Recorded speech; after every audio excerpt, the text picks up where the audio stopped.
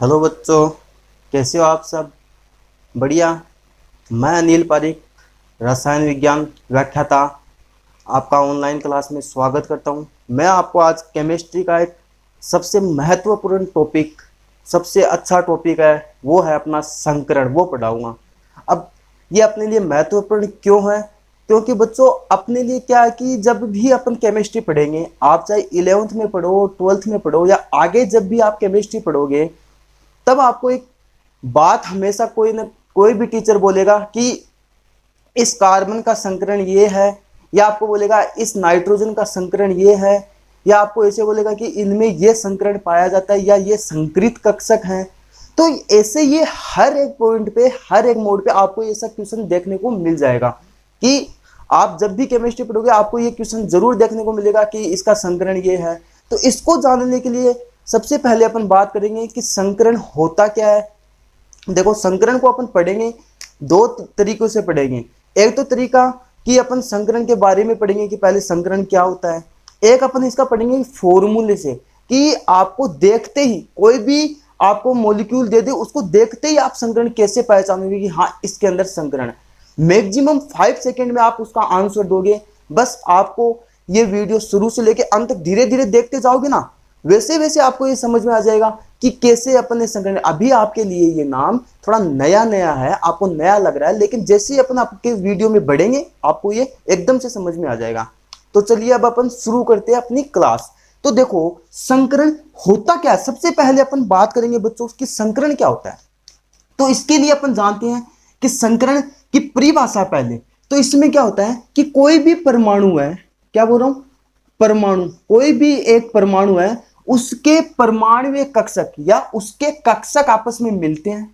कौन से कक्षक मिलते हैं? जिनकी ऊर्जा या तो समान होती है या लगभग समान होती है। तो आप क्या बोलोगे कि एक परमाणु के समान ऊर्जा वाले कक्षक या लगभग समान ऊर्जा वाले कक्षक आपस में मिलते हैं और ऊर्जा का क्या करते हैं?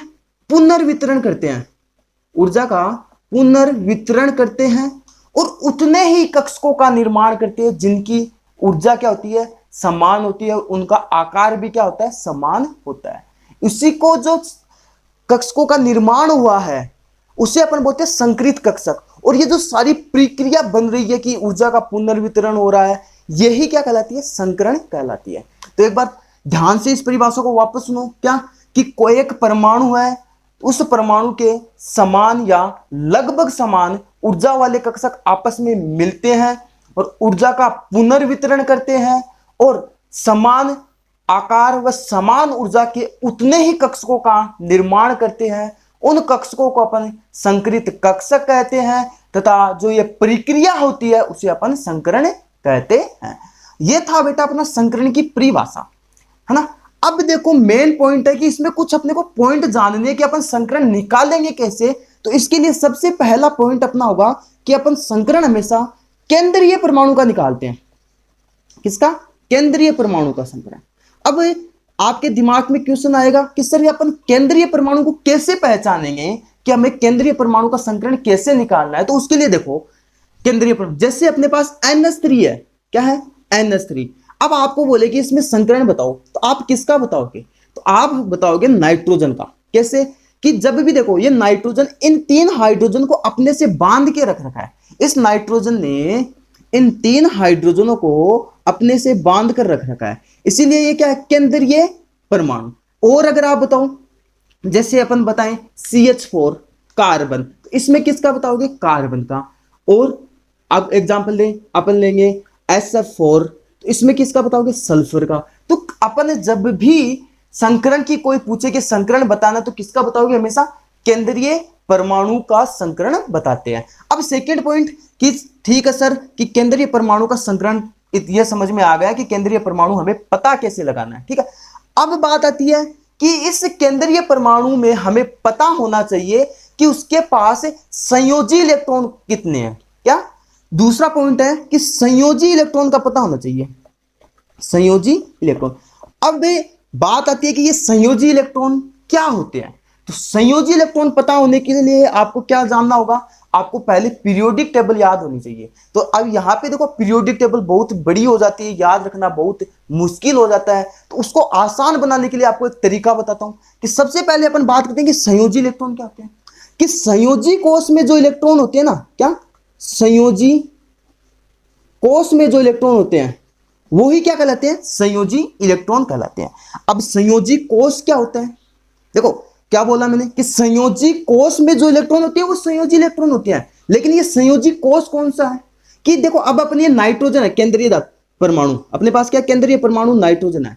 अब इसके अंतिम जो कोष में जो इलेक्ट्रॉन भरे जाते हैं उसको अपन बोलते हैं संयोजी कोष, और उस संयोजी कोष में जो इलेक्ट्रॉन भरे गए हैं उसी को अपन संयोजी इलेक्ट्रॉन कहते हैं। देखो नाइट्रोजन है, ठीक है। तो अब नाइट्रोजन की बात करें तो नाइट्रोजन का परमाणु क्रमांक कितना होता है, तो देखो सबसे पहले अपन को 10 तक तो याद होना चाहिए नॉर्मली आपको कि hydrogen, helium, lithium, beryllium, boron, carbon, nitrogen, oxygen, fluorine और नियोन। तो नाइट्रोजन का कितना होता है 7। तो नाइट्रोजन का परमाणु क्रमांक 7 होता है ना। तो इसमें देखो संयोजी इलेक्ट्रॉन कैसे, अभी इसका अपन लिखेंगे इलेक्ट्रॉनिक विन्यास। तो 1s2 2s2 4 हो गए 2p3। अब देखो अब आपको पता होना चाहिए कि ये होता है ना, ये जो वाला इलेक्ट्रॉन ये होता है इसका संयोजी कोष। क्या होता है संयोजी कोष। इसको संयोजी कोष क्यों बोला बच्चों, इसको संयोजी कोष इसलिए बोला कि इसमें जो अंतिम इलेक्ट्रॉन है इसी में आ रहे हैं 2s और 2p में, इसीलिए इसको क्या बोला संयोजी कोष। और इसके संयोजी कोष में टोटल इलेक्ट्रॉन कितने हैं 5। कितने हैं 5। तो आपको समझ में आया होगा क्या कि अपने को संयोजी कोष पता होना चाहिए किसका, इस केंद्रीय परमाणु का संयोजी कोष कौन सा होता है और उस संयोजी कोष में संयोजी इलेक्ट्रॉन कितने हैं। अब देखो ऐसा तो है नहीं कि आप हर बार इस केंद्रीय परमाणु को लिखोगे, उसका इलेक्ट्रॉनिक विन्यास लिखोगे, फिर संयोजी कोष पता लगाओगे, तो ऐसे आपका बहुत ज्यादा टाइम चला जाएगा। उससे बचने के लिए आपको एक तरीका बताता हूं। देखो क्या कि देखो अपन आवर्त सारणी में boron, carbon, nitrogen, oxygen, fluorine और नियोन ये एलिमेंट पढ़ते हैं। इनमें देखो आवर्त सारणी में अपन देखते हैं कि ऐसे जो लाइनें होती है ना, ऐसे ऊपर से नीचे जाते हैं, उनको अपन बोलते हैं वर्ग। क्या वर्ग। तो यहाँ पे क्या आते हैं, ये 13वें वर्ग का तत्व होता है, ये 14वें वर्ग का तत्व होता है, ये 15वें वर्ग का होता है, ये 16वें वर्ग का, ये 17वें वर्ग का, ये 18वें वर्ग का। आपको देखो एक बार आवर्त सारणी याद नहीं करनी, आपको ऐसे नहीं होगा कि आप पूरी आवर्त सारणी ऐसे माइंड में रखनी हो एक बार। क्यों, आपको ऐसे पता होना चाहिए कि इसके पास संयोजी इलेक्ट्रॉन कितने हैं, केंद्रीय परमाणु के पास संयोजी इलेक्ट्रॉन कितने हैं। तो उसका पता लगाने के लिए आपको सबसे इजी तरीका बताता हूं कि आपको हमेशा याद रहे कि हमेशा आपको ऐसे रटना नहीं पड़े कि उसके पास तो 4 है, उसके पास 5 है। नहीं, रटना नहीं है, आपको पता है। देखो आपको क्या पता है कि जो वर्ग है 13वां वर्ग उसमें आता है बोरोन, 14वें वर्ग में आता है कार्बन, 15वें वर्ग में आता है नाइट्रोजन, 16वें वर्ग में आता है ऑक्सीजन, 17वें वर्ग में आता है फ्लोरीन, 18वें वर्ग में आता है नियोन। ठीक है। अब देखो आपको वैलेंस इलेक्ट्रॉन को मैं लिख रहा हूं वीई से, वैलेंस इलेक्ट्रॉन। ठीक है। इसमें 13वें वर्ग में आ रहा है तो देखो 3 है तो इसमें आएंगे 3 इलेक्ट्रॉन, 14वें वर्ग में है तो 4, 15वें में है तो 5, 16वें में है तो 6, 17वें में है तो 7 और 18वें में है तो 8। ये बात आई समझ में कैसे। अब देखो आप बोलोगे सर ऐसे थोड़ी ना होता है, आपने तो सीधा बता दिया। अब आपको देखो निकाल के बताता हूं। देखो अपने पास है बोरोन, ठीक है। बोरोन का इलेक्ट्रॉनिक विन्यास क्या लिखोगे, पहले देखो इलेक्ट्रॉनिक विन्यास लिखने के लिए हमें पता होना चाहिए क्या, परमाणु क्रमांक। इसका परमाणु क्रमांक क्या होता है, hydrogen, helium, lithium, beryllium, boron. तो बोरोन का कितना होता है 5। तो 5 होता है तो इसका अगर अपन इलेक्ट्रॉनिक विन्यास लिखेंगे तो क्या होगा 1s2 2s2 2p1। देखो 2 2 4 और 1 5। तो कितने हैं वैलेंस कोष के अंदर, यानी जो संयोजी कोष है उसके अंदर इलेक्ट्रॉन कितने संयोजी 3। तो अपन ने यहां पे कितने लिखा है बेटा, अपन ने यहां पे 3 ही लिखे हैं। कार्बन की बात करें, कार्बन का जो परमाणु क्रमांक होता है वो 6। इसका इलेक्ट्रॉनिक विन्यास क्या होगा 1s2 2s2 2p2। कितने हैं संयोजी इलेक्ट्रॉन 4। तो अपन ने यहां पे बेटा कितने लिखे हैं 4। अब नेक्स्ट बात करें कार्बन के बाद में नाइट्रोजन की बात की अपन ने।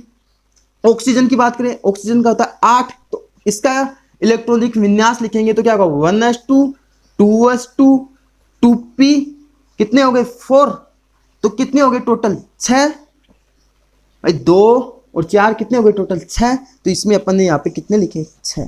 तो इस प्रकार से अपन को पता चला कि अपन अगर 13वें वर्ग का जो तत्व है बोरोन, उसके संयोजी कोष में इलेक्ट्रॉन 3 होते हैं, 14वें वर्ग के में 4, 15वें के में 5, 16वें के में 6, 17वें के में 7 और 18वें के में 8। ये बात तो आपको समझ में आ गई। अब देखो बेटा, कई बार क्या होता है, इस कार्बन के पास जो कार्बन के नीचे वाले जितने भी एलिमेंट है वो भी दे देता आपको, कि जैसे आपको दे दिया कि कार्बन में क्या होता है, इसके नीचे वाले तत्वों को याद करने का एक तरीका होता है कि काम से गए शंकर प्रभु, यानी सिलिकॉन वगैरह दे दिया। तो इनमें जितने भी इनके नीचे आते हैं ना, जितने भी, उनमें भी उतने ही होते हैं जितने इनके पास होते हैं। कितने, कि देखो बोरोन के नीचे जितने भी एलिमेंट आएंगे उनके पास संयोजी इलेक्ट्रॉन 3 ही होंगे। कार्बन के नीचे जितने भी इसके एलिमेंट आएंगे उसके पास 4 होंगे। नाइट्रोजन के नीचे आएंगे उसके में 5 होंगे। ऑक्सीजन के नीचे आएंगे उसमें 6 होंगे। फ्लोरीन के नीचे आएंगे उसमें 7 होंगे। नियोन के नीचे आएंगे उसमें 8 होंगे।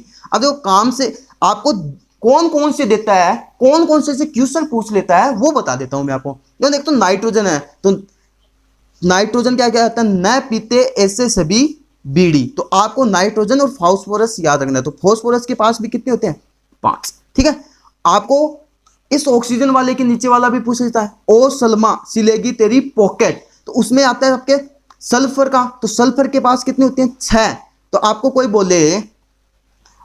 बोले कि सल्फर के पास संयोजी इलेक्ट्रॉन कितने होते हैं, तो सल्फर के पास संयोजी इलेक्ट्रॉन 6 होते हैं, याद रखना। तो आपको सीधा, और इसमें देखो आपको फ्लोरीन के नीचे आता है क्लोरीन, ब्रोमीन, आयोडीन, फिर कल बाहर आई आत्मा। तो क्या फ्लोरीन, क्लोरीन, ब्रोमीन, आयोडीन, तो उसमें भी सबके पास क्या होते हैं 7। तो अब बेटा इसमें देखो, हे नेता और कर्मचारी जीवित रहो, आपको पूछा जाता है वो ऑक्सी जीनोन पूछा जा सकता है। जीनोन पे एग्जाम्पल होते हैं, जीनोन का कई बार आपके एग्जाम्पल यानी क्वेश्चन आ जाता है। तो जीनोन के पास कितने होंगे 8। अब आपको मैं कुछ पूछता हूं वो बताना। आपको सीधा बोले कि नाइट्रोजन के पास संयोजी इलेक्ट्रॉन कितने 5, फ्लोरीन के पास कितने 7, नियोन के पास कितने 8, कार्बन के पास कितने 4। तो इस प्रकार से आपको याद होने चाहिए कि संयोजी इलेक्ट्रॉन क्या होते हैं। तो ये थे बेटा अपने को क्या 2 पॉइंट आपको, कि संकरण निकालने के मेन जो तरीका था वो कैसे, कि अपन को केंद्रीय धातु परमाणु का पता होना चाहिए और उसके पास संयोजी इलेक्ट्रॉन पता होना चाहिए। ठीक है, अब अपना पॉइंट आता है कि इस केंद्रीय धातु परमाणु की इनकी तो अपन ने बात कर ली, लेकिन कुछ और पॉइंट है, इंपॉर्टेंट पॉइंट है, संकरण के बारे में जानकारी चाहिए होगी अपने को कि क्या क्या होता है ये संकरण, उसका हमें पता होना चाहिए। तो सबसे पहले कुछ पॉइंट्स की और बात करते हैं अपन, बहुत ज्यादा इंपॉर्टेंट पॉइंट है, बेसिक से है आपके, है ना। तो इंपॉर्टेंट पॉइंट्स की बात करें अपन, तो उसमें सबसे पहला अपन बात करेंगे कि इसमें किसमें, संकरण में। अपन संकरण की बात कर रहे हैं ना, तो संकरण में हमेशा समान ऊर्जा वाले या लगभग समान ऊर्जा वाले परमाणु कक्षक भाग लेते हैं। हाँ सर, ये आपने परिभाषा में भी देखा था। अब सेकंड पॉइंट कि इसके अंदर क्या बोल रहा हूं, जो पॉइंट है ना, ये पॉइंट बहुत ज्यादा इंपॉर्टेंट है। क्या इसके अंदर है अर्धपूरित,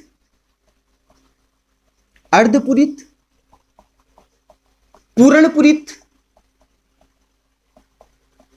व रिक्त कक्षक भाग लेते हैं। क्या बोल रहा हूं, अर्धपूरित, पूर्णपूरित व रिक्त कक्षक भाग लेते हैं। और आपको एक पॉइंट और बताता हूं इसी के साथ, हमेशा आप याद रखोगे क्या, कि संकरण में हमेशा कक्षक भाग लेते हैं, इलेक्ट्रॉन कभी भी भाग नहीं लेते। ये बात अपने दिमाग में बिठा लो बेटा, बहुत ज्यादा इंपॉर्टेंट है ये। क्या कि कक्षक भाग लेते हैं हमेशा संकरण में, इलेक्ट्रॉन भाग नहीं लेते। अब देखो आपके पास एक पॉइंट बोला है मैंने कि संकरण में अर्धपूरित, पूर्णपूरित और रिक्त कक्षक भाग लेते हैं। अब इनका मतलब क्या, अर्धपूरित का मतलब आधा पूर्ण, अगर ऐसे कर दूंगा तो ये पूर्णपूरित हो जाएगा। अर्धपूरित का मतलब आधा, पूर्णपूरित का मतलब पूरा भरा हुआ, और रिक्त का मतलब पूरा ही खाली है। ठीक है, अब इनमें की बात ये कैसे हुई सर कि ये अर्धपूरित, पूर्णपूरित ये कैसे करते हैं। तो देखो, जब आप बोलेगे सर ये तो पूरा भरा हुआ है, ये तो पूरा भरा हुआ है, तो ये कैसे भाग ले लिया इसने। तो बेटा ये ऐसे भाग लेता है कि इसके जो लोन पेयर होते हैं ना, लोन पेयर, क्या लोन पेयर, जिनको अपन हिंदी में बोलते हैं एकाकी इलेक्ट्रॉन युग्म। आपको बताऊंगा मैं कि लोन पेयर हम कैसे पता लगाते हैं। तो क्या बोल रहा हूं कि लोन पेयर, देखो अभी आपके लिए पॉइंट थोड़ा नया लग रहा होगा लोन पेयर, है ना, लेकिन अभी आपको पता चलेगा कि लोन पेयर होते क्या है।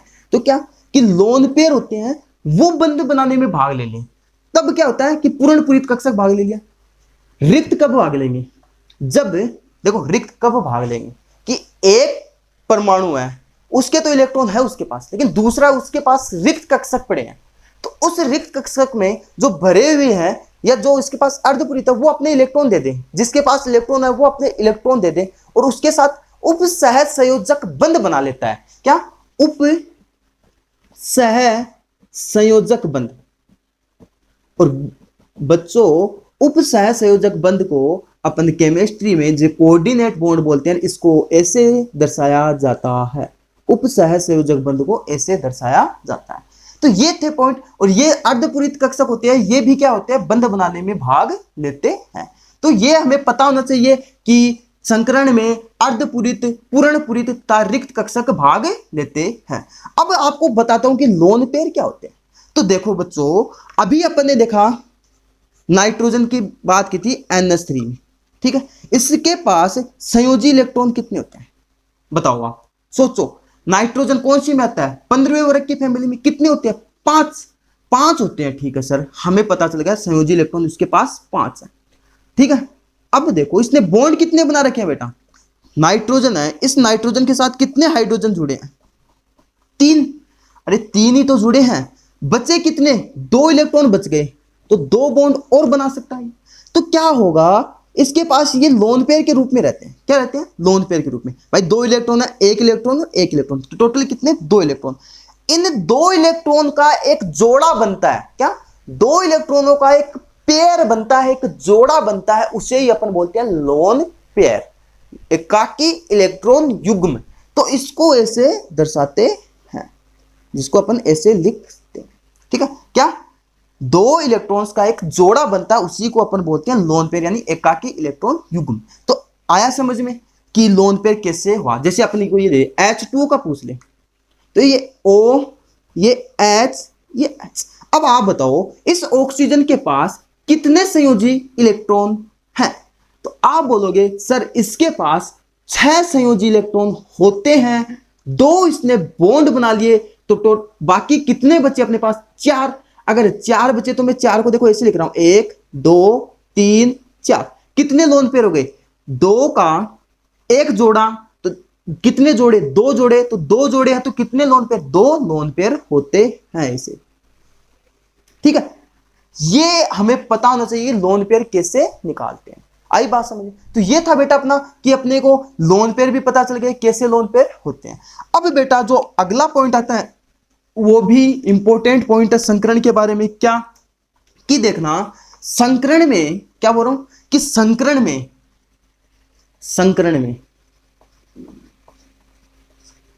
सिग्मा बंध भाग लेते हैं और लोन पेयर भाग लेते हैं। क्या बोल रहा हूं, सिग्मा बंध भाग लेते हैं, लोन पेयर भाग लेते हैं। पाई बंध होते हैं वो कभी भाग नहीं लेते, पाई बंध का कोई लेना देना ही नहीं होता, पाई बंध को इनसे कोई मतलब ही नहीं है, संकरण में पाई बंध कभी भाग ही नहीं लेते। तो क्या बोलोगे कि संकरण में सिग्मा बंध तथा लोन पेयर ही भाग में लेते हैं। अपन ने लोन पेयर तो पढ़ लिया कि लोन पेयर कैसे पता लगाएंगे अपन, लेकिन अब सिग्मा बंध का कैसे पता लगाएंगे। देखो जब भी आपको एक बंध दे रखा हो, ऐसे एकल बंध दे रखा हो, वो तो होता है सिग्मा। अगर आपको ऐसे डबल बंध दे दिया, ड्यू बंध दे दिया, तो उसमें एक लाइन होती है, वो तो होती है सिग्मा की, एक होती है पाई की। तो ये वाला तो भाग लेगा, ये वाले इलेक्ट्रॉन तो भाग ले लेंगे इसके, लेकिन ये वाला नहीं लेगा। तो आपको समझ में आया होगा कि संकरण में हमेशा सिग्मा बंध भाग लेता है, पाई बंध भाग नहीं लेता है। आई बात समझ में। अब देखो बेटा, अब आता है अपना नेक्स्ट पॉइंट कि संकरण होता है ना, संकरण, उस संकरण के अंदर क्या होता है कि जो जितने कक्षक भाग लेते हैं संकरण के पश्चात उतने ही कक्षक बनते हैं। सर ये बात हमें थोड़ी जमी नहीं, क्या बोला आपने, क्या कि संकरण में जितने कक्षक भाग लेते हैं संकरण के पश्चात उतने ही कक्षक बनते हैं, इसका क्या मतलब है सर। तो देखना कि मैंने बोला संकरण में जितने कक्षक भाग लेते हैं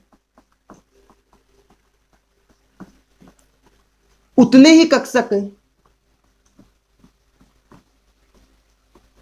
संकरण के पश्चात या संकरण के पश्चात बनते हैं। अब ये कैसे हुआ सर? देखो सुनना, जैसे एक तो लिया मैंने S का और एक ले लिया मैंने P का, तो एक S एक P, तो कितने बनाएगा? 2 बनाएगा SP। ठीक है, ये भी देखो, अब इसको लिखने का ऐसे भी लिख सकते हो आप, इसको अलग अलग, ये भी SP है ये भी SP है, ऐसे भी लिख सकते हैं। सेकंड, एक S का लिया, 2 P के ले लिए मैंने, तो एक तो S का 2 P का, तो देखो 1 2 3, तो कितने बनेंगे? 3 बनेंगे, ये बन गए 3। तो ये क्या हो गए? देखो इनके नाम भी क्या, इनके नाम भी इन्हीं की बनने के आधार पे है, इनके नाम भी ये जो कक्षक बनते हैं उन्हीं के आधार पे है। कैसे है बेटा? देखो एक S और 2 P, तो ये हो गया sp2, ये भी sp2 संकरित कक्षक और ये भी sp2 संकरित कक्षक।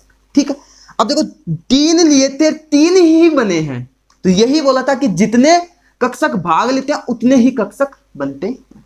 अब एक तो ले लू S का, 3 ले लेते हैं P के, एक S के 3 P के, तो कितने बनेंगे? 4 बनेंगे, 4 बनेंगे तो ये बन गए, तो क्या बन गया? एक S और 3 P मतलब sp3, ये भी sp3, ये भी sp3, ये भी sp3। तो आया समझ में? अब एक और बता देता हूं आपको, क्या कि अगर एक तो ले लू S का, एक 3 ले लेता हूं P के और एक ले लेते हैं D का, तो कितने बनेंगे? 1 2 3 4 5, तो ये बनाए मैंने 5 कक्षक, 1 2 3 4 5। अब ये कौन से हुए? ये हुए, इनका नाम इन्हीं के आधार पर। कैसे? एक S है तो S, P के कितने? 3, तो P3, D के कितने? 1, तो sp3D। तो ये भी sp3D, ये भी sp3D, ये भी sp3D, ये भी sp3D, ये भी sp3D संकरित कक्षक हैं।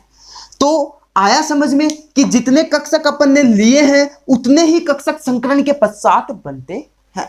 ठीक है, अब देखो एक पॉइंट और आपके लिए, क्या कि संकरण जब भी आपको पता लगाना हो, क्या कि इसमें संकरण हो रहा है कि नहीं हो रहा, तो अगर आपको कभी भी ऐसी संरचना देखने को मिल गई कहीं पे, ऐसी संरचना, तब आप क्या बोलोगे? यहां पे तो कुछ हो गया है इसके साथ। क्या हो गया? कि संकरण की घटना हो गई इसके साथ, तो संकरण की बहुत बड़ी घटना हो गई, ये तो संकरण में भाग ले लिया। तो इसमें 2 पाली दिख रही हैं आपको, देखो 2 पाली, एक तो छोटी पाली एक बड़ी पाली। देखो छोटी पाली है और एक बड़ी पाली, ये है छोटी पाली ये है बड़ी पाली, तो इसको लिख देता हूं बड़ी पाली और ये छोटी पाली। अब क्या आया समझे इससे? कि देखो छोटी पाली होती है वो हमेशा ऋणावेशित होती है। क्या? छोटी पाली हमेशा ऋणावेशित होती है और बड़ी पाली होती है वो हमेशा धनावेशित होती है। क्या बोला? कि छोटी पाली हमेशा ऋणावेशित और बड़ी पाली हमेशा धनावेशित होती है। आपको कई बुक्स में ऐसा देखने को मिल सकता है, कई बुक में इस छोटी वाली पाली को हटा देते हैं, आपको इतना ही देखने को मिलेगा, क्योंकि ये जो नेगेटिव वाला पार्ट है ये बहुत छोटी पाली होने की वजह से इसको हटा दिया जाता है। कि मतलब ज्यादातर बुक में आपको यही देखने को मिलेगा, स्टैंडर्ड जो बुक उठाओगे आप में यही देखने को मिलेगा। ठीक है बेटा, अब देखो इतनी बात हो गई अपनी संकरण के बारे में। अब एक लास्ट पॉइंट हो रहा है वो और समझो, उसके बाद अपन संकरण निकालना सीखेंगे कि अपन संकरण कैसे निकालेंगे। तो वो लास्ट पॉइंट क्या है? क्योंकि उसी से अपने को उसकी संरचना का पता चलेगा। क्या? कि जब भी अपन संकरण निकालेंगे, क्या जब भी अपन किसी का संकरण निकालेंगे तो संकरण के बाद जो परमाणु है वो उसके कक्षक, क्या परमाणु के कक्षक इस प्रकार से व्यवस्थित होंगे कि उनके बीच प्रतिकर्षण कम से कम हो। क्या बोला मैंने? कि जब भी अपन संकरण निकालेंगे तो उसके जो परमाणु कक्षक है वो इस प्रकार से व्यवस्थित होंगे कि उनके बीच प्रतिकर्षण कम हो। क्यों? प्रतिकर्षण अगर कम होगा तो वो अधिक स्थायी होंगे, तो बेटा देखो प्रतिकर्षण का मतलब क्या है, अरे धक्का मुक्की इधर इधर, अगर मानो ऐसे है, ऐसे पास पास आ गए, चलो इसको देखो ये मार्कर है, ये दोनों इधर एक और अंगुली को मान लो आप, है ना, ऊपर अंगुली को मान लो कोई एक और मॉलिक्यूल, अगर मानो ये ऐसे पास पास आ गए, बड़े मॉलिक्यूल है, ये दोनों पास पास है, इन दोनों के बीच में मगर प्रतिकर्षण ज्यादा होता जा रहा होता जा रहा है, तब ये हिस्सा ही नहीं है। लेकिन एक कंडीशन ऐसी आएगी कि इन दोनों के बीच प्रतिकर्षण क्या हो जाएगा, कम हो जाएगा, और जो ऊपर है उसके बीच में भी प्रतिकर्षण कम हो जाएगा। अरे देखो ध्यान दो, एक और मार्कर ले लेता हूं मैं, देखना इधर, ये वाला है ऐसे, एक सेकेंड, ये वाला है ऐसा कुछ आपके पास, ये ठीक है। अब मैंने इसको ऐसे लिख दिया, एक बार ऐसे पास पास कर दिया इसको, एक बार मैंने इसको पास पास कर दिया ऐसे तीनों को, ये नीचे वाले दो हैं इसके पास है, प्रतिकर्षण बहुत ज्यादा हो रहा है। अब क्या होगा कि धीरे धीरे ये प्रतिकर्षित होते होते होते होते एक ऐसी स्थिति में आ जाएंगे कि तीनों के बीच क्या हो जाएगा, प्रतिकर्षण कम हो जाएगा, बराबर दूरी पे आ गए, देखो बराबर दूरी पे है तीनों, ठीक है। तो ऐसी स्थिति में व्यवस्थित होना चाहेंगे वो कि उनके बीच प्रतिकर्षण होगा वो कम से कम हो और वो स्थायित्व प्राप्त कर ले। अब देखो इसी पॉइंट से, प्रतिकर्षण वाले पॉइंट से ही वो क्या करेंगे, ज्यामिति प्रदर्शित करेंगे। अब ये ज्यामिति प्रदर्शित कैसे करेंगे वो अभी अपन देखेंगे, जैसे जैसे अपन एग्जांपल्स देखेंगे कि उनकी ज्यामिति किस प्रकार से वो प्रतिकर्षण होकर किस प्रकार से वो व्यवस्थित होंगे संकरण के आधार पर, वो अपन देखते हैं। तो बेटा अपन ने पढ़ा कि संकरण, देखो अभी आपको एक बार रिवाइज करा देता हूं, जल्दी से आप ध्यान दे लो एक बार इधर फटाफट। क्या संकरण के बारे में पढ़ा अपन ने कि संकरण की परिभाषा क्या होती है, फिर अपन ने देखा कि संकरण कैसे निकालने का तरीका, मतलब इंपॉर्टेंट पॉइंट था कि वो केंद्रीय धातु का निकालते हैं, संयोजी इलेक्ट्रॉन का पता होना चाहिए, ये बातें अपन ने कर दी कि संयोजी इलेक्ट्रॉन कैसे पता करते हैं, ठीक है। फिर अपन ने कुछ इंपॉर्टेंट पॉइंट देखे कि जितने बनते हैं, मतलब जितने अपन कक्षक लेते हैं उतने ही बनते हैं, और अपन ने देखा कि इनकी ऊर्जा होती है वो लगभग समान होनी चाहिए, है ना। तो इस प्रकार से अपन ने बहुत सारे पॉइंट्स देखे हैं, वो आपको एक बार ध्यान से देख के ध्यान से वापस रिवाइज करो उनको बैठ के, और फिर अपन एग्जांपल्स करते हैं ना। तो अब अपन देखते हैं कि संकरण निकालने का जो तरीका होता है वो क्या होता है, ठीक है। तो अब देखो बेटा स्टार्ट करते हैं संकरण निकालने का तरीका। आई होप आपको ये सारे जो पॉइंट्स है वो समझ में आ गए, है ना। तो अब देखो, अभी थोड़ी देर पहले मैंने एक पॉइंट लिखा था कि संकरण निकालने के लिए सिग्मा बॉन्ड, देखो दो तरीके बताऊंगा मैं आपको, दो मेथड बताऊंगा संकरण निकालने के लिए। आपको पहला वाला मेथड ध्यान में रखना है, लेकिन उससे आपको कंफ्यूजन ज्यादा होगा, इसीलिए सेकंड जो मेथड होगा वो आपके लिए बहुत ज्यादा, आप उससे 5 सेकंड मैक्सिमम 5 सेकंड में आप आंसर दोगे उसका गारंटी के साथ। क्या बोला, पहला मेथड ये होता है कि अगर Z का मान, क्या Z is equal to sigma bond plus lone pair, क्या Z is equal to sigma bond plus lone pair, ये एक फॉर्मूला है। कैसे कि अपन ने बोला था कि संकरण में सिग्मा बंध तथा लोन पेयर ही भाग लेते हैं। अब सिग्मा बंध किसके, केंद्रीय धातु के या केंद्रीय परमाणु के। अब देखो बेटा, अगर इस Z का मान, क्या बोल रहा हूं, इसको कई जगह आपको N भी लिखा हुआ मिलेगा, कई जगह H भी लिखा होगा, आप Z भी लिख सकते हो, N भी लिख सकते हो, H भी लिख सकते हो, कुछ भी, क्योंकि इसका तो मान हमें पता चलेगा अभी। अगर Z का मान 2 होता है, देखो 3 होता है, 4 होता है, 5 होता है, 6 होता है और 7 होता है, ये मान होते हैं अगर, तो संकरण देखो कौन कौन से होंगे। अगर Z का मान 2 होता है तो संकरण होता है sp, अगर Z का मान 3 होता है तो संकरण होता है sp2, अगर Z का मान 4 होता है तो संकरण होता है sp3, अगर Z का मान 5 होता है तो संकरण होता है sp3d, अगर Z का मान 6 होता है तो संकरण होता है sp3d, अगर Z का मान 7 होता है तो संकरण होता है sp3d3। देखो बेटा, ये आपको याद रखना है, क्यों, क्योंकि बहुत ज्यादा इंपॉर्टेंट है। अभी अपन जो निकालेंगे उसमें n का मान ही डिपेंड करेगा, है ना, कि जो Z का मान है वो कैसे आया, उससे कैसे संकरण निकला। तो अगर Z का मान 2 होता है तो संकरण sp2, सॉरी 2 होता है तो sp, 3 होता है तो sp2, 4 होता है तो sp3, 5 होता है तो sp3d, 6 होता है तो sp3d2 और 7 होता है तो sp3d3 होता है। आई बात समझ। अब देखो, मैंने एक बात बोली थी ज्यामिति की, क्या बोली थी, ज्यामिति की। अब ज्यामिति का कैसे पता लगाओगे, क्या ज्यामिति का कैसे पता लगाओगे आप? तो ज्यामिति का पता लगाने के लिए आपको देखो, जब sp संकरण होता है तो ज्यामिति होगी रेखीय। क्या होगी? रेखीय, मतलब एक सीधी रेखा में, ठीक है। और अगर संकरण sp2 होता है तो ज्यामिति होगी त्रिकोणीय। क्या? त्रिकोणीय समतलीय। अब ये त्रिकोणीय समतलीय संरचना किस प्रकार से होगी वो देखते हैं। देखो, त्रिकोणीय समतलीय संरचना कुछ इस टाइप से होगी अपनी, ये होगी त्रिकोणीय समतलीय।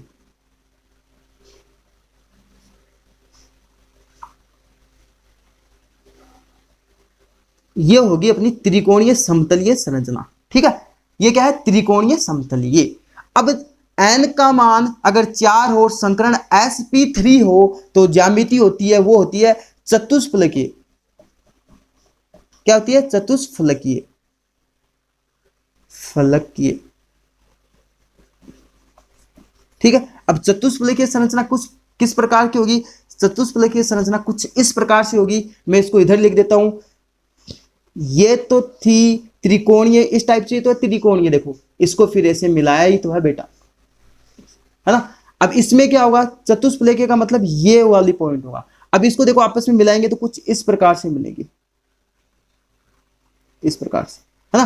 तो ये क्या होती है? चतुष्फलकीय संरचना, है ना। ये क्या हो गई? चतुष्फलकीय।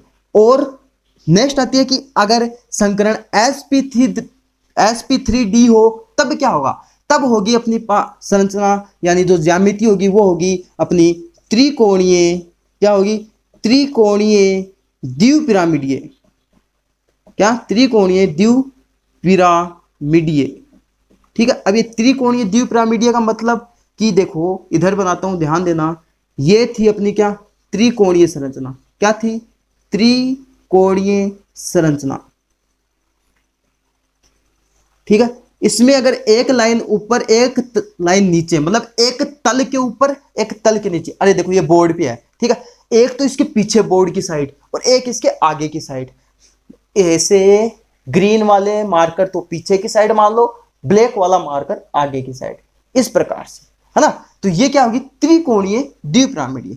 अब आपके पास आ जाए क्या? संकरण sp3d2। क्या आ जाए? संकरण sp3d2। तब क्या होता है? तब इसकी जो ज्यामिति होती है वो होती है अष्टफलकीय। क्या होती है? अष्टफलकीय। अब ये अष्टफलकीय संरचना की जो ज्यामिति होती है वो किस प्रकार की होती है? वो होती है कुछ ऐसी,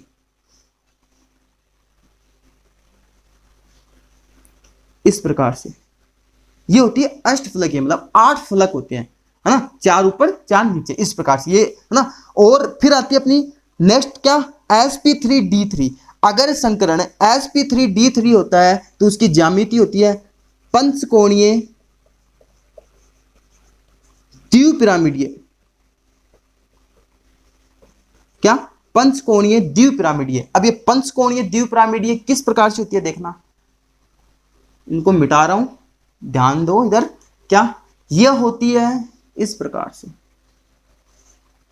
5 कोण हो गए पंचकोणीय, ठीक है। अब द्विपिरामिडीय का मतलब देखो, यहां पे एक ऐसा पॉइंट होगा जिसपे सारे पॉइंट्स जो कोण है वो आके मिले, ये वाला।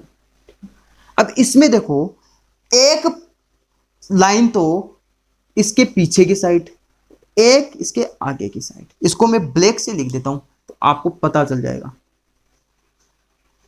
ये रहे, ठीक है। तो ये क्या है? पंचकोणीय द्विपिरामिडीय।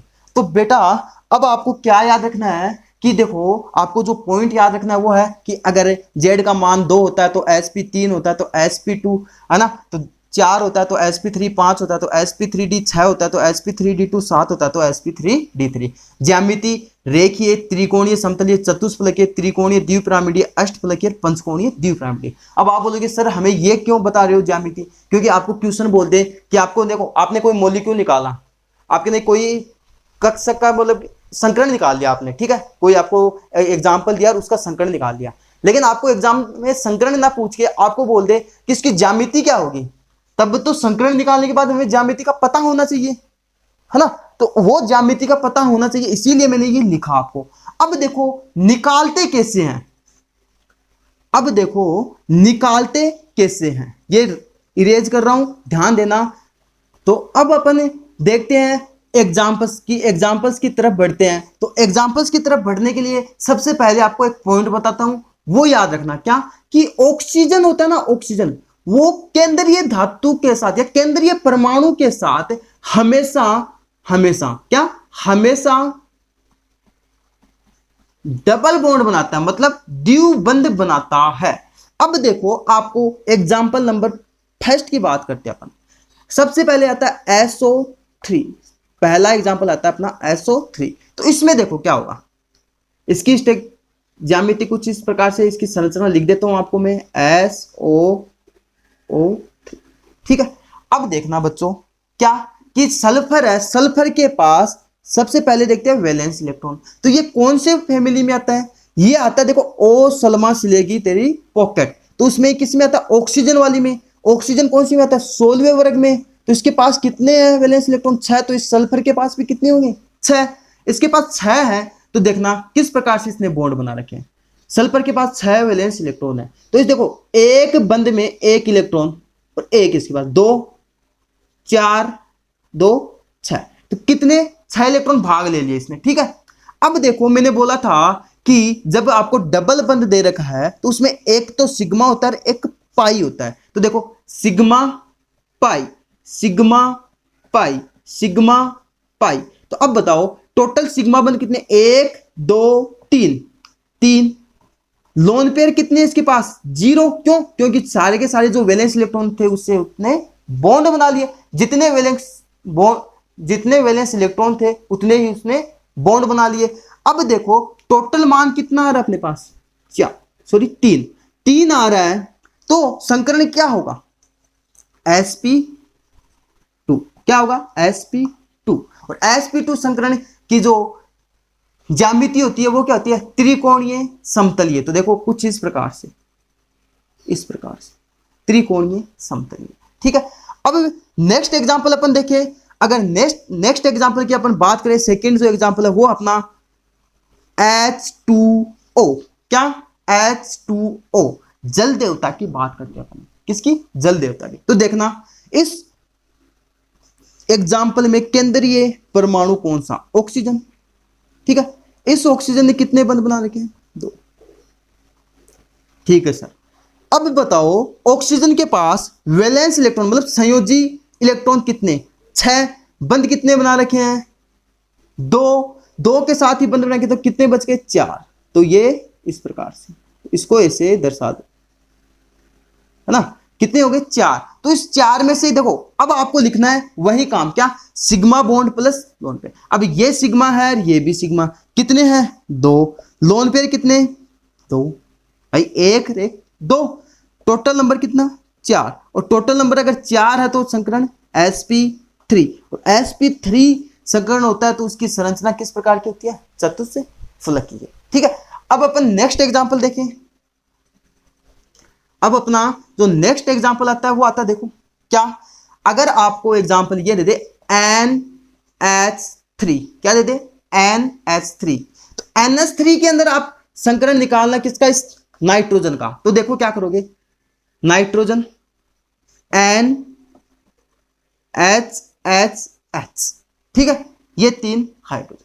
अब देखो इस नाइट्रोजन के पास वैलेंस इलेक्ट्रॉन कितने, 5। बंद कितने ने बनाया, 3 ने। बचे कितने, 2 इलेक्ट्रॉन। 2 इलेक्ट्रॉन बचे मतलब एक लोन पेयर बचा। क्या बचा, एक लोन पेयर।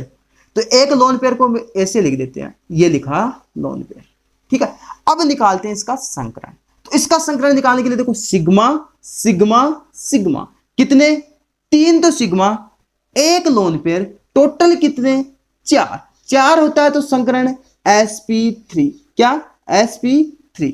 और sp3 संकरण है तो ज्यामिति चतुष्फलकीय फलकीय। ठीक है, ये था अपने कुछ एग्जाम्पल। एक एग्जाम्पल और करवाता हूं आपको, वो आप खुद से करो, पहले खुद से करो। PCl5 का करो, PCl5 का जल्दी से करो। कर लिया, वीडियो को रोको और करो, ट्राई करो। अगर नहीं आता अभी बताता हूं, देखो ये इधर इस बॉक्स में ध्यान दो, PCl5। ठीक है, PCl5 देखना, इस फॉस्फोरस के पास नैपीते कितने हैं, वैलेंस इलेक्ट्रॉन कितने, देखो नाइट्रोजन के पास 5, तो इसके पास भी कितने, 5, नैपीते ऐसे सभी बीड़ी, तो नैपीते फॉस्फोरस के पास कितने, 5, तो ये फॉस्फोरस लिखा, इसके पास कितने, 5 है, तो इसको मैं ऐसे लिख देता हूं, इसको थोड़ा ऐसे ना लिखकर इसकी सही संरचना ही बना देते हैं। चलो इसकी सही संरचना बना देते हैं, कुछ इस तरीके से बनेगी, ये Cl, ये Cl, ये Cl, ठीक है, ठीक आया समझ। अब देखो इसके अपन संकरण की बात करें, इसके संकरण की बात करते हैं तो उससे पहले अपन देखते हैं क्या इसके पास लोन पेयर है, तो आप बोलोगे सर इसके वैलेंस इलेक्ट्रॉन ही 5 थे और 5 ही इसके पास Cl जुड़े हैं, तो लोन पेयर कहां से आएंगे बेचारे के पास, ये तो वैसे ही बिना लोन पेयर के घूम रहा है ना, तो इसके तो कोई पेयर ही नहीं बन रहा है सर। तो देखो अब देखो बात आगे, ये सिग्मा, ये सिग्मा, ये सिग्मा, ये सिग्मा, ये सिग्मा, टोटल सिग्मा कितने, 5, 5 अगर टोटल सिग्मा है तो संकरण sp3d, sp3d संकरण होता है तो ज्यामिति क्या होती है इसकी, त्रिकोणीय द्विपिरामिडीय। अब सर बोलोगे त्रिकोणीय द्विपिरामिडीय हमें तो दिखाई नहीं दे रही, अरे दिखाई देगी रे, अरे क्यों नहीं देगी, जब दिखाएंगे आपको तो जरूर दिखाई देगी, अरे बन गई ना, अभी थोड़ी देर पहले ऐसा ऐसा ऐसा ऐसा ऐसा ऐसा ऐसा बनाया था कि नहीं बनाया था, हाँ सर बनाया था, तो वही तो स्ट्रक्चर त्रिकोणीय द्विपिरामिडीय, ठीक है। तो ये था अपना पहला मेथड, क्या था, पहला मेथड, जिसमें आपको अगर आपको इसकी ज्यामिति या इसकी संरचना दे रखी है तब आप बता दोगे कि सर इसके पास न तो लोन पेयर है और न ही इसके पास जितने संयोजी इलेक्ट्रॉन है या जितने लोन पेयर है उसके आधार पे आप बता दोगे कि यह संकरण होता है। लेकिन जब आपको सीधा इसे बोल दे तो आप कंफ्यूज हो जाओगे कि क्या यहाँ पे लोन पेयर आएगा, कहाँ पे कितने सिग्मा है, कहाँ पे डबल बॉन्ड बन रहा है। इस कंफ्यूजन से बचने के लिए आपको एक बेस्ट तरीका आएगा आपका सेकंड मेथड। उस मेथड से आप केवल और केवल मतलब एक रॉकेट की तरह आंसर दोगे, फटाक चलो आंसर आ गया सर हमारा, हमें कोई मतलब नहीं, हमारा फटाक से आंसर आ जाएगा। कैसे आ जाएगा वो देखते हैं अब अपन। तो ये थोड़ा सा आपको पहले ये याद होना चाहिए, ये वाला अगर याद है तो अपन सेकंड मेथड से बहुत जल्दी कर लेंगे। तो अब अपन बच्चों देखते हैं सेकंड मेथड क्या है इसका। तो अब अपन देखते हैं कि संकरण निकालने का जो सेकंड मेथड है अपने पास, जो सेकंड जो अच्छा मेथड है वो अपन कैसे देखेंगे। तो उसके लिए देखो एक फॉर्मूला है, फॉर्मूला क्या है कि आप लिख सकते हो Z is equal to V plus क्या, V plus M minus C plus A upon 2। क्या बोला, इस फॉर्मूले को एक बार वापस रिवाइज करवा रहा हूं, Z is equal to V plus M minus C plus A upon 2। अब आपके लिए ये सारे वर्ड्स अभी नए हैं, अभी जस्ट आपके लिए सारे के सारे वर्ड्स जो है वो नए हैं, क्यों अभी आपको इनका कुछ नहीं पता। अभी बताना स्टार्ट करता हूं आपको, देखना V क्या होता है, जो केंद्रीय परमाणु है उसके पास, क्या बोल रहा हूं, जो केंद्रीय परमाणु है उसके पास संयोजी इलेक्ट्रॉन कितने हैं। V का मतलब वैलेंस इलेक्ट्रॉन, संयोजी इलेक्ट्रॉन। और अपने को पता है संयोजी इलेक्ट्रॉन अपन कैसे निकालते हैं कि जो 13वें वर्ग का एलिमेंट आता है उसमें 13 है, 14वें में आता है तो 4 है ना, मतलब कि देखो 13वें में आता है तो 3, 14वें में आता है तो 4, 15वें में आता है तो 5, 16वें में आता है तो 6, 17वें में आता है तो 7, 18वें में आता है तो 8। अपन ने देखा, ये अभी थोड़ी देर पहले ही देखा था, वही काम है। तो अपन ने क्या देखा कि वैलेंस इलेक्ट्रॉन तो अपन निकालेंगे। सेकंड जो आता है एम क्या होता है कि जो केंद्रीय परमाणु है, क्या बोल रहा हूं कि केंद्रीय परमाणु से जुड़े एकल संयोजी तत्व, एकल संयोजी तत्व वो क्या होंगे, एम होंगे। अब आप बोलोगे सर ये एकल संयोजी क्या आ गया, कि ऐसे एलिमेंट्स जिनकी संयोजकता एक होती है उन्हें एकल संयोजी कहा जाता है, जैसे hydrogen, fluorine, chlorine, bromine, iodine. क्या, hydrogen, fluorine, chlorine, bromine, iodine. अब इसके अंदर अपन ये तीन नहीं लेंगे, SON, son, sulphur, oxygen, nitrogen. बेटा को नहीं लेंगे, बेटा जी को नहीं लेंगे, पुत्र जी को नहीं लेंगे, पुत्र जी को, क्या, पुत्र जी को, SON को नहीं लेंगे। अब क्यों? क्योंकि ये एकल संयोजी नहीं है, ये त्रिसंयोजी, ये द्विसंयोजी, इस वजह से सल्फर, ऑक्सीजन और नाइट्रोजन को नहीं लेंगे, एकल संयोजी को ही लेंगे। देखो आपको क्या समझना है, आपको देखो इसको समझने का तरीका देखो। NH3 है जैसे अपने पास, क्या है, NH3, एक अपने पास है SO2, ये दो है, एग्जांपल से बता रहा हूं। NH3 है तो इसमें देखो क्या करना है, वैलेंस इलेक्ट्रॉन लिखने हैं सबसे पहले। तो नाइट्रोजन के पास जो वैलेंस इलेक्ट्रॉन होंगे वो तो लिख देंगे V का मान, M का मान, कि इसके पास देखो 3 जुड़े हैं तो 3 लिख देंगे, 4 जुड़े हैं तो 4 लिख देंगे, 5 जुड़े हैं तो 5 लिख देंगे, 6 जुड़े हैं तो 6 लिख देंगे, 7 जुड़े हैं तो 7 लिख देंगे। लेकिन मैंने ये पॉइंट बोला है कि SON को नहीं लेना, जैसे ये आ गया अपने पास, तो इसे सल्फर के वैलेंस इलेक्ट्रॉन तो लिख देंगे, लेकिन इस ऑक्सीजन के 2 है ना, जैसे यहाँ पे 3 लिखे हैं, ये 2 नहीं लिखने, यहाँ पे 0 ही लिखेंगे। ठीक है, ये बात आ गई समझ में? अरे आ गई। अब नेक्स्ट अपना C और A, क्या, C और A।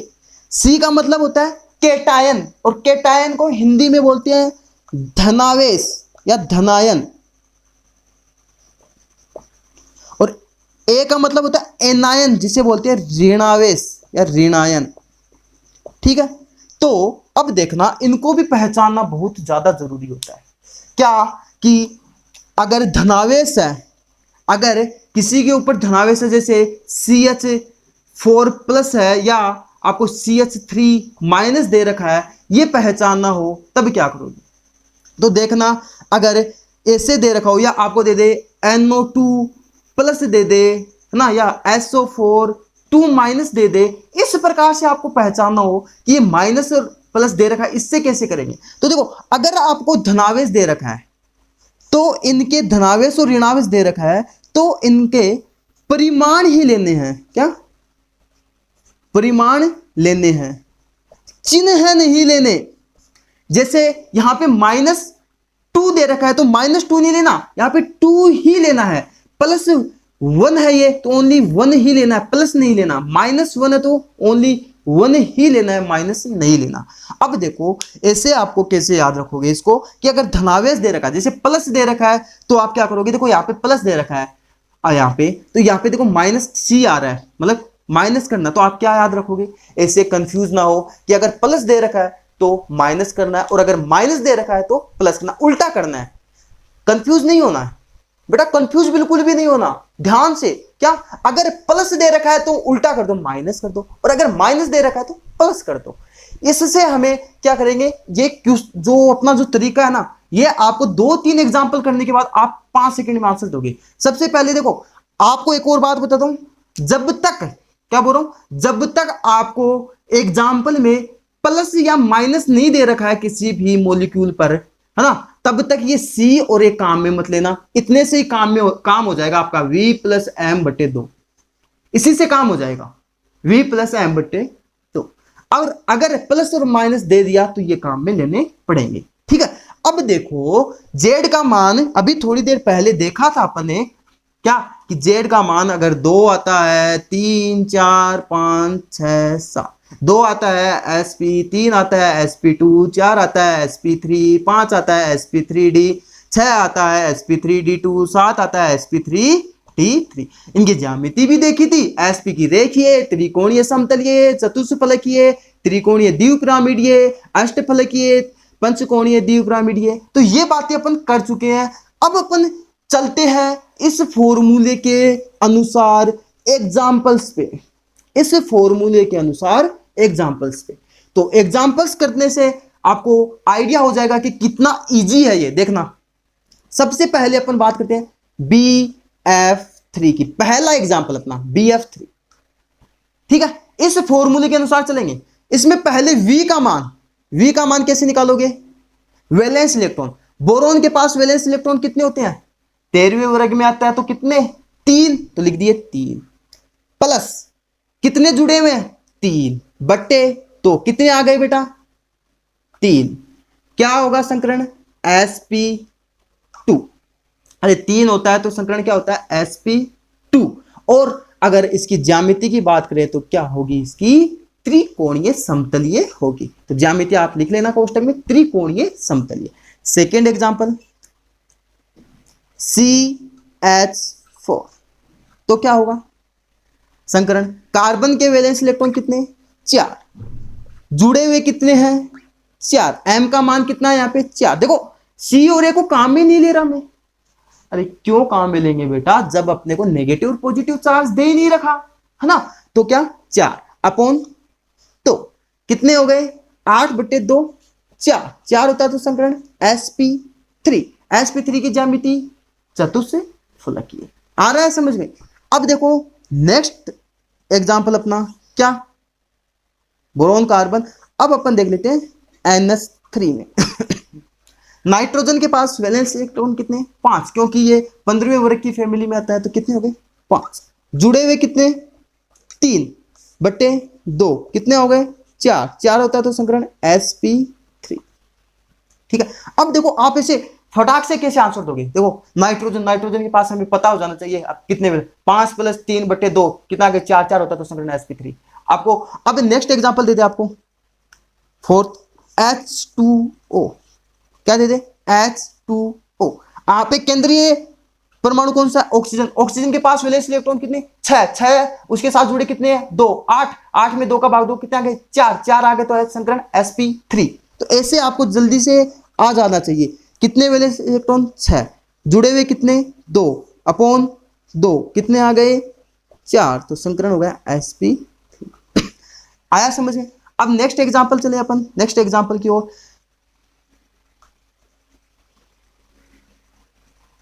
अपने पास आ जाए IF7। क्या आ जाए? Example IF7।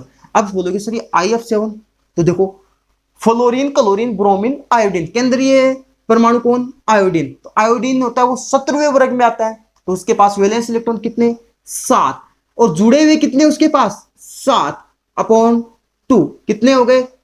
7। तो संकरण अगर Z का मान 7 आ रहा है तो संकरण क्या होगा? sp3d3। sp3d संकरण होता है तो ज्यामिति पंचकोणीय द्विपिरामिडीय। ठीक है। अब अगर अपने नेक्स्ट बात करें एग्जाम्पल की XeF4।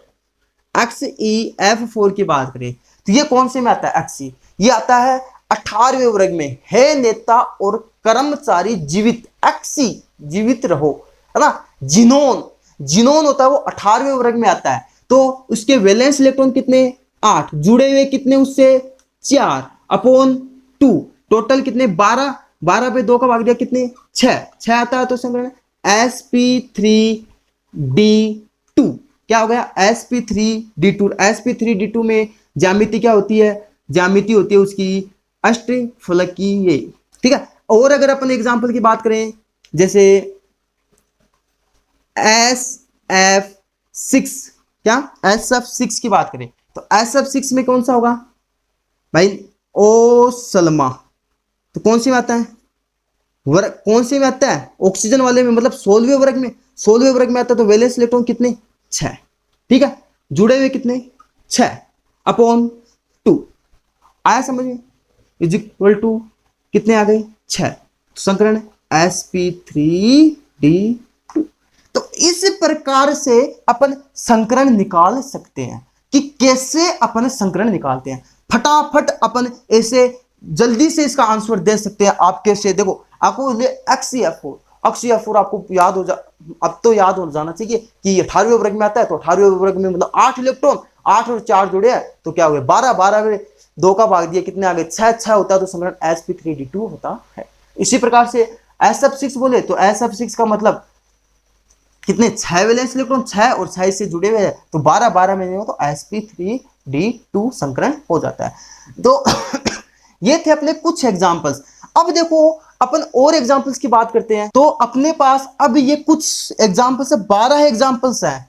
ये 12 एग्जांपल्स और अपन करते हैं और इनका आंसर अपन सेकंडों में देने की कोशिश करते हैं कि अपन कितना जल्दी इनका आंसर दे सकते हैं। तो एक बार आप इन सबको लिखो और खुद से ट्राई करो और आंसर लिख लो सबके, वीडियो पॉज करो और आप सबके आंसर लिख लो निकाल के और फिर मिलाओ। जैसे जैसे अपन क्वेश्चन करेंगे वैसे वैसे इसको मिलाते जाओ। तो देखो सबसे पहले अपन करते हैं पहला एग्जांपल PCl5। अब PCl5 है तो फॉस्फोरस के पास वैलेंस इलेक्ट्रॉन कितने 5, जुड़े हुए कितने 5/2, कितने आ गए 5, 5 होता तो संकरण sp3d। ठीक है, सेकंड क्या है HCO3, HCO3 आ गया। अब देखो SON आ गया भाई, अरे बेटा जी आ गया, बेटा जी आ गया, बेटा जी वाले में एक बेटा आ गया, मतलब कि एक पिता के 3 पुत्र हैं एस सन, सल्फर ऑक्सीजन नाइट्रोजन।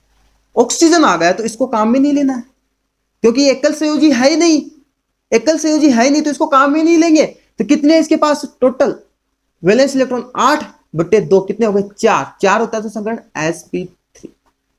ठीक है, नेक्स्ट एग्जांपल कौन सा अपना, अपना है CO2।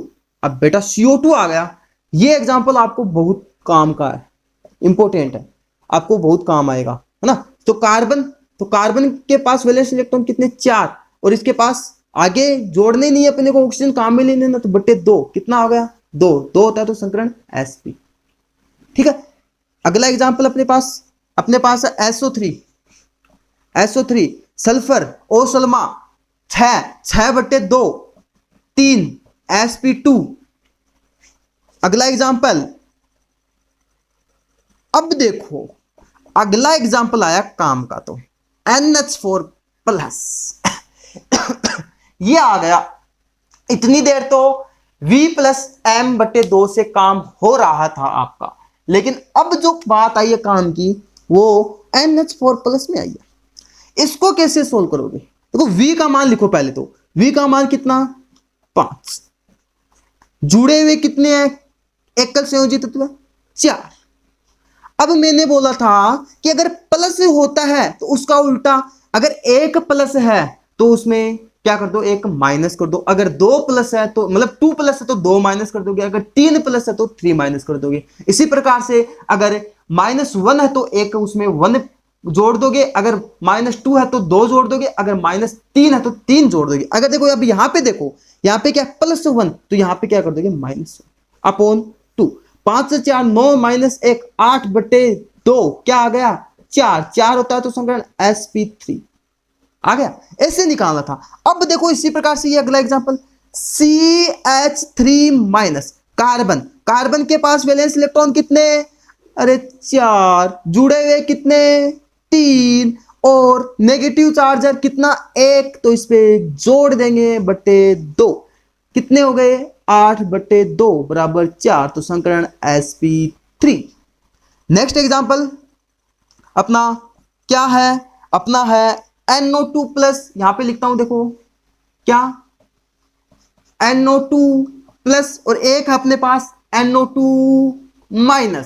तो इसमें कैसे निकालोगे, देखो नाइट्रोजन के पास कितने वैलेंस इलेक्ट्रॉन 5, ठीक है, और इसमें ऑक्सीजन को तो लेना ही नहीं है ना, और इस पे पॉजिटिव चार्ज है तो एक पॉजिटिव चार्ज है तो एक घटा देंगे, उल्टा करना अपने को, तो इसको कौन कितना हो गया 4, 4 होता है तो संकरण 4/2, 2 तो मतलब sp क्या 4, देखो 5 - 1 4, 4/2 2 तो संकरण sp। इधर देखो अब वैलेंस इलेक्ट्रॉन 5, ठीक है, और इसके पास देखो ऑक्सीजन को लेना नहीं है, नेगेटिव है तो क्या कर देंगे एक जोड़ देंगे /2, क्या होगा 6/2 बराबर 3, 3 होता है तो संकरण sp2। तो क्या निकला, आपको क्वेश्चन आ जाए कि NO2+ और NO2- में संकरण बताओ, या आपको बोल दे NO2+ व NO2- की ज्यामिति बताओ, तो क्या बोलोगे कि NO2+ में संकरण होता है वो sp होता है, इसी वजह से वो रेखीय ज्यामिति प्रदर्शित करता है, जबकि NO2- में जो संकरण होता है वो sp2 होता है, इसीलिए वो त्रिकोणीय समतलीय ज्यामिति प्रदर्शित करता है। तो ये था अपना एग्जाम्पल की NO2+ और NO2- वाला। अब अपन देखते हैं नेक्स्ट एग्जाम्पल कि नेक्स्ट एग्जाम्पल अपना क्या है बच्चों। नेक्स्ट एग्जाम्पल देखो ये वाला कि अगर अपने को I3 प्लस और I3 माइनस में कोई बोले संकरण निकालो, तब कैसे निकालोगे? तब निकालने का तरीका देखो। अब ऐसा तो आपने पढ़ा ही नहीं सर हमने, तो इसमें कैसे तो V पता लगाएंगे, कैसे M पता लगाएंगे, है ना। अगर आप C और A तो पता लगा लोगे कि प्लस 1 है तो इसमें माइनस कर देंगे, माइनस है तो उसमें प्लस कर देंगे, ये तो आप पता लगो। लेकिन सर हम V और M का कैसे पता लगाएंगे? तो देखना, सबसे पहले अपन बात करते हैं V की। तो V के लिए देखो I है, कौन सी में आता है? 70वें वर्ग में आता है। फिर कल बाहर है fluorine, chlorine, bromine, iodine, I। तो वैलेंस इलेक्ट्रॉन कितने? 7। भाई 3 थे, 3 आयोडीन थे, ठीक है, 3 आयोडीन थे, उसमें एक आयोडीन तो केंद्रीय मान लिया, केंद्रीय परमाणु, और बचे कितने? 2। अब कितने जुड़े इसके पास? 3 थे, उसमें एक तो मान लिया, एक के पास वैलेंस इलेक्ट्रॉन कितने हैं? 7। बचे कितने? 2, ठीक है। और पॉजिटिव है इस पे एक धनावेशी तत्व -1/2। तो क्या हो गया इसका? 7 और 2 9 और -1 कितना? 8/2 बराबर कितने? 4। और 4 होता है तो संकरण sp3 होता है, और ज्यामिति इसकी चतुष्फलकीय होती है, ठीक है। अब देखो नेक्स्ट पॉइंट कि अगर I3 माइनस हो तब क्या होगा? तो देखो वही काम, एक तो मान लिया अपने केंद्रीय परमाणु तो 7, केंद्रीय परमाणु के संयोजी कोष में इलेक्ट्रॉन कितने? 7। बचे कितने? 2। अब इस पे माइनस है तो इसको क्या कर देंगे? +/2। कितने हो गए? 10/2। कितना आ गया? 5। जेड का मान अगर 5 है तो संकरण sp3 आया समझ? अरे आया। अब इसी प्रकार से अब नेक्स्ट एग्जांपल अपना क्या? SO4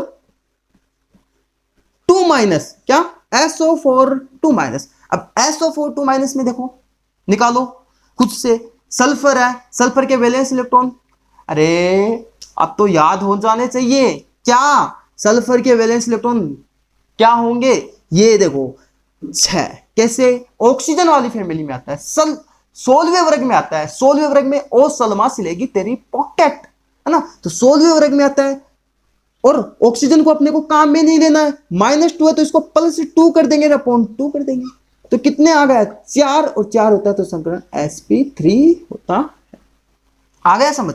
नेक्स्ट एग्जांपल CO3 2- या -2 या 2- जो भी आप लिखो, ठीक है। तो क्या होगा? तो देखो कार्बन कितने? 4 वैलेंस इलेक्ट्रॉन, ऑक्सीजन लेना नहीं, माइनस है तो प्लस कर दो, कितने? 2/2। क्या? 3 आ गई, 3 आता है तो संकरण sp2 आ रहा है समझ? अब 2 एग्जांपल और है अपने जो इंपॉर्टेंट है। क्या है वो 2 एग्जांपल? देखो 2 एग्जांपल कुछ ऐसे है। क्या? पहला एग्जांपल अपना XeO4, इसमें अपने को इसका ऑक्सी का संकरण निकालना है। तो कैसे निकालोगे? देखो जिनोन, अरे जिनोन कौन से में आता है? रे जिनोन आता है 18वें वर्ग में। तो वैलेंस इलेक्ट्रॉन, संयोजी इलेक्ट्रॉन कितने? 8। ठीक है सर। ऑक्सीजन जुड़ा है तो काम में नहीं लेना। फ्लोरीन जुड़े कितने? 4, तो लिख दिए 4/, कितने हो गए? 12/2 = 6। 6 होता है तो संकरण sp3d2। आ गया समझ? इसी प्रकार से अपना नेक्स्ट एग्जांपल है XeO2F2। इसमें क्या होगा? देखो ऑक्सी कितने? 8 वैलेंस इलेक्ट्रॉन, ऑक्सीजन लेना नहीं, F2 कितने जुड़े? 2/2। कितना आ गया? 5। तो 5 होता है जब जेड का मान तो sp3। इस प्रकार से अपन संकरण निकालते हैं। अब आपको जब भी कोई पूछे संकरण निकालने, तो आप फटाक से आंसर दे सकते हो। अरे दे सकते हो। अब आप क्या करोगे?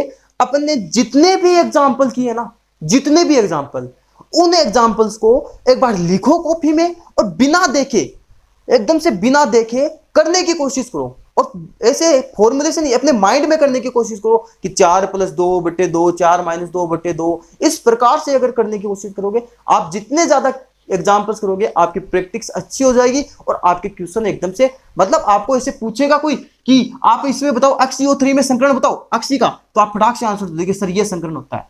इस प्रकार से अपन को संकरण निकालना अच्छे से सीखा है। अपने 2 मेथड सीखे, दोनों मेथड आपको जो भी अच्छा लगे, जो भी आपके समझ में आए वो करो, लेकिन मैं आपको अच्छे के लिए इसलिए बता रहा हूं कि ये मेथड अगर आप याद रखोगे तो आपके लिए बहुत फायदा रहेगा, क्योंकि आप इससे जल्दी से आंसर दे दोगे। आपको एग्जाम में वो मेथड लगा सकते हो, क्योंकि उसमें आपको पढ़ाएंगे, आपको बताएंगे किस प्रकार से सिग्मा बंध जुड़ता है, किस प्रकार से पाई बंध बनता है, वो अलग मैटर है। लेकिन इसमें आपको जो इंपॉर्टेंट पॉइंट था आपका, वो बेटा यही था कि आपको कैसे पता चले कि अपन संकरण है, उस केंद्रीय परमाणु का वो संकरण वो हमें बार बार अपने को परेशान करेगा, बार बार अपन ने क्या करेगा, कुछ नहीं, अरे नहीं करेगा कि इसका संकरण बताओ। क्या होता है कि बहुत सारे बच्चे होते हैं, बहुत बच्चे होते हैं जो इस संकरण में बहुत ज्यादा कंफ्यूज रहते हैं, उनको नहीं निकालना आता है ना। क्यों? तो मैं नहीं चाहता कि आप लोगों के साथ ये ऐसी कोई प्रॉब्लम आ जाए।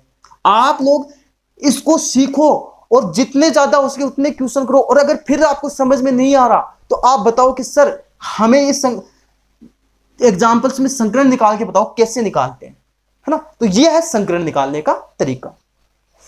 तो स्टूडेंट्स, अपन ने संकरण निकालना तो सीख लिया, संकरण निकालना तो अपन ने सीखा है अभी, लेकिन आपने सीखा जो जेड का मान होता है ना, वो अगर 2 आए, 3 आए, 4 आए, 5 आए, 6 आए या 7 आए, वो वाला सीखा। अगर आपको कहीं जेड का मान ऐसा आ जाए 3.5, 4.5, तब क्या करोगे? तब तो सारा पढ़ाया साफ, कोई काम ही नहीं आया। क्या किया? कुछ काम ही नहीं किया, सर ने तो गलत पढ़ा दिया भाई। तो बेटा इस चीज से आपको एक फंडा बताता हूं, इस चीज को समझने का एक फंडा, जो फंडा कहीं नहीं मिलेगा, वो बताता हूं, सुनना। अगर आपको ऐसा आ गया, कैसे कि देखो, जब भी आपके हो संकरण निकाल रहे हो और जब भी भिन्नांक मान आ गया 3.5, 4.5, इस प्रकार से कोई भिन्नांक मान आ गया, तब आप क्या करोगे?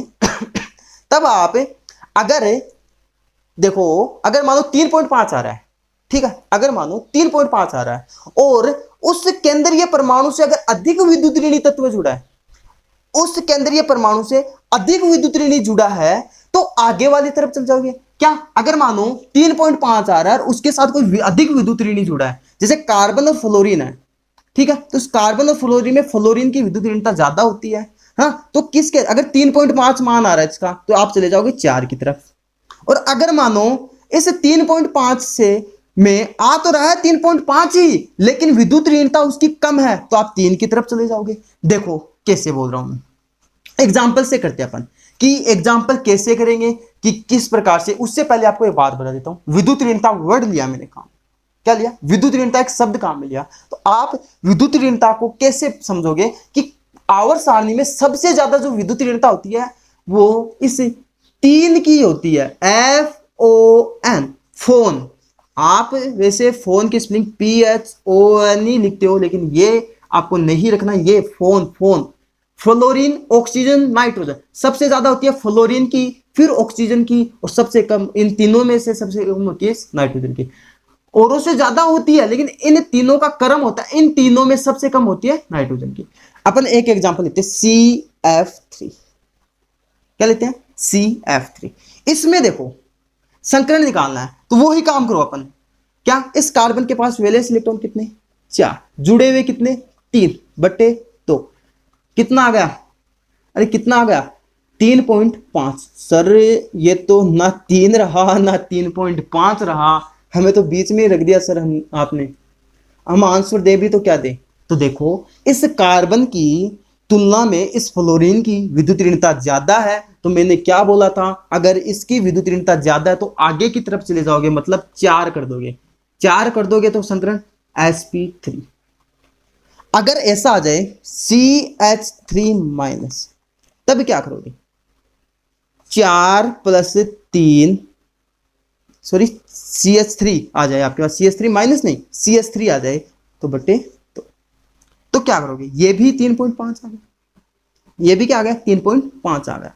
अब क्या होगा इसमें, इस जो एग्जांपल में कार्बन की विद्युत ऋणता इस हाइड्रोजन से ज्यादा है, तब क्या होगे करोगे आप कि देखो ये केंद्रीय परमाणु से जुड़ा हुआ, अगर विद्युत ऋणी ज्यादा है तब तो आगे की तरफ, और अगर कम विद्युत ऋणी है तब पीछे की तरफ। तब देखो ये 3.5 था और इस कार्बन की ज्यादा है तो यहां पे चले जाओगे 3 की तरफ, संकलन हो जाएगा sp। इसी प्रकार से एक और एग्जांपल देता हूं आपको, ClO2। ये खुद से करो एक बार, कर लिया, ठीक है। देखो क्लोरीन के पास संयोजी इलेक्ट्रॉन कितने 7, फिर कल 12 17वें वर्ग में आता है तो 7। ऑक्सीजन हमें लेना नहीं है तो 0 बटे 2 कितना आ गया 3.5। अब देखो क्लोरीन और ऑक्सीजन में विद्युत ऋणता ज्यादा होती है ऑक्सीजन की, तो आगे की तरफ जाएंगे क्या हो जाएगा 4 हो जाएगा, तो संकरण sp3। तो ये था आपको बताने के लिए कि अगर आपका मान भिन्नांक आ जाए और भिन्नांक में आप कैसे आंसर दोगे वो तरीका। तो उसके लिए आपको याद रखना कि अगर ज्यादा विद्युत ऋणता है इस केंद्रीय परमाणु से जुड़े हुए तत्व की, अगर यानी जो एकल संयोजी तत्व है उसकी विद्युत ऋणता ज्यादा है, उसकी विद्युत ऋणता अगर ज्यादा है तो आगे की तरफ चले जाएंगे, और अगर उसकी विद्युत ऋणता कम है तो पीछे की तरफ में आ जाएंगे। तो इस प्रकार से अब आपको कोई भी क्वेश्चन दे दे संकरण का, उसको आप निकाल सकते हो आराम से। तो आप ज्यादा से ज्यादा क्वेश्चन निकालने की कोशिश करना।